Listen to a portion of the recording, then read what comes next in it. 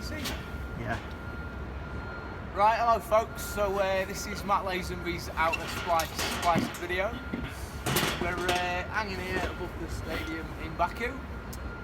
So as you can see, we've accessed obviously. We've got our carriage safetied off. The 6mm here, we've BB'd the correct line together. We've already done one splice. It's spliced into an eye on the Mayon. And I'm now going to show you the other splice. If you need the up-close version of this, there are a lot of other videos, but this is how to do it in extreme circumstances. Right, here we go then, folks.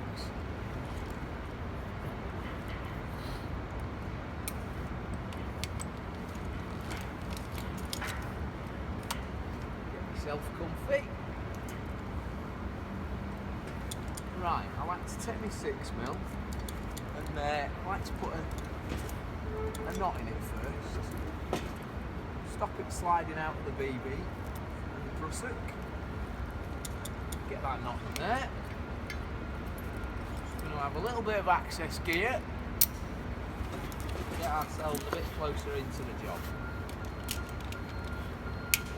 I hope you're still with me. Probably won't see any of this splice.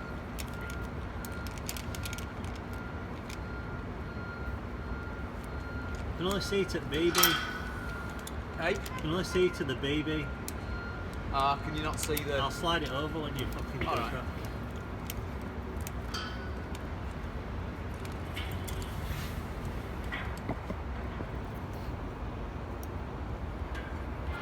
Right, lovely job. So, I need to put an oversized eye to fit the Mayon in here. Find a couple of bits from the splice bag.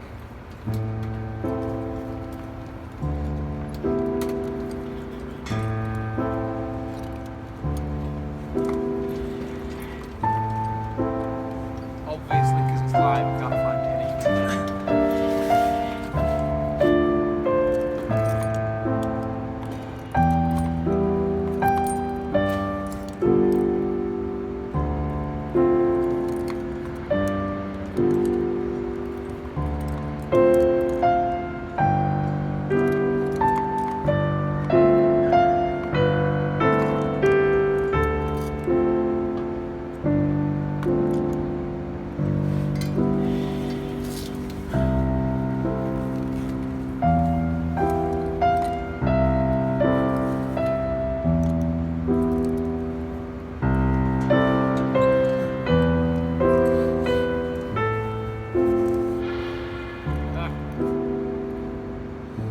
Fit in my glasses case, didn't I?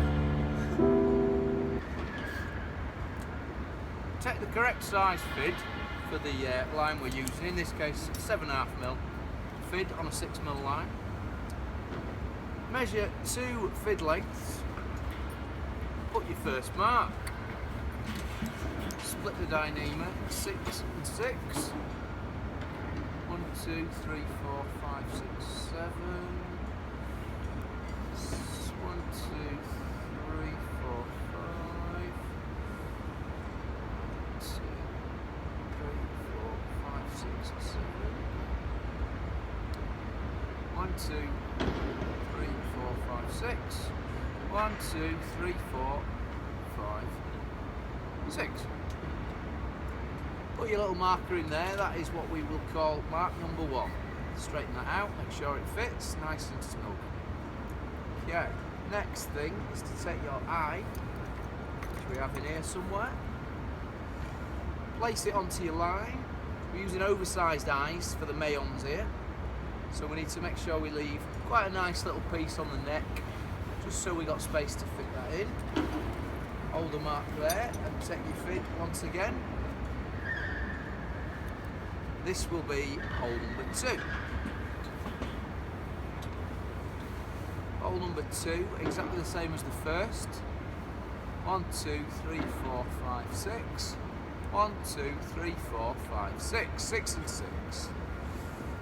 You pass the end of the line through hole number 2, beyond hole number 1. And then we swap our Selma for a Swedish fid. Go back through your marker, double checking that you have got, in fact, 6, 2, 3, 4, 5, 6, and 1, 2, 3, 4, 5, 6. Now you need to widen this hole quite wide, so you've got to get the eye back through, which is a little tight fit there. Tight as a gnat's chuff, that is. Through we go. Open the eye a little. Put your invert in there. So we now need to pass the tail back through hole number 1 to reverse the invert, giving us a nice lay of the rope. Pulling them together. Nice bite and a nice eye there, you can see. Cameraman Luke's up there laughing at me. Now you find your eye again. This little box of tricks. What make thimble is it? This is an M8 unknown make. 316 it says. Probably made in China. They are snug because they're oversized, so they take quite a bit of working in. But if you've made your 1 and 2 right, you end up with that nice and snug sat in there. Now, next thing to do is to drop down a fid size. In this case, we are going to go to a 5mm fid. Bear with me. 5.5mm fid, I beg your pardon. Fuck Tiana. Got above a step, I do apologise, people. Right, we're going to put a little marker in just beyond where your tail end. Me and Luke thought 10 times your thickness was a good place to be. There's our little marker. We're going to take the 7.5mm fid again. Find a nice place to go inside the rope. Taking a hole in the live rope, picking it through. Send your fid half a fid length down. End of the line, the dead end, into the fid. Settle it in there, into the barb. And then nice and steady, work your way down. Pushing, pulling, all the way through till you come to your little marker here. Once you're at your marker, you can come out of the inside, get rid of your fid, get rid of your marker, pull that through, nice and neat, tighten it up there. Now this is where you need your fid down, which is your 5.5mm fid. This is going to give us our taper length. So our taper length there. I like to use the Swedish fid on this one. There we go. Bunch up the rope. Take out one strand. And from that distance to the end, we need to split into 12. Take out your next strand. And your next strand. Where we need a fast forward button, Luke, and so on. Keep taking out these strands as we go.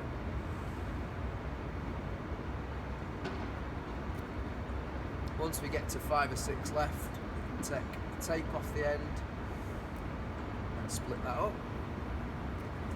Lose the fid. Well, remember at this point, I'm just going to take my security knot out so I don't forget about it before we put weight back on.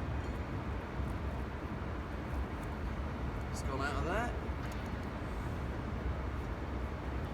Get your lovely sharp scissors, special for cutting Dyneema. Luke has a very preferred pair. D8s are they? D32s. D32s, you see. I didn't even know what scissors they were. Kevlar shears. Kevlar shears, ladies and gentlemen. Kevlar shears. We are just giving it a little trim. Short back and sides. Basically 2 inch short, but once this is inside the rope, we don't end up with any tight turns or corners, anything like that. Trimming off the last, and then the final one remains at its original length. Put your scissors away, milk the outer down the inner, and with a bit of luck, the tail will disappear. You'll end up with something nice just like that. Ladies and gentlemen, that is how you splice 6mm Dyneema. I'm going to connect this in to the mail on the trolley.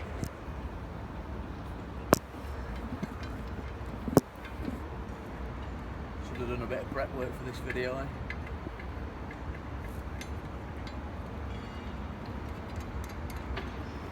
Okay, making sure we go the right side of all our lifting lines, cranking that up,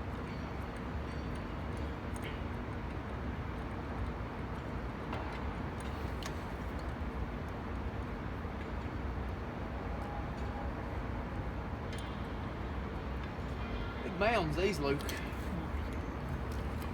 Finding our adjustable spanner,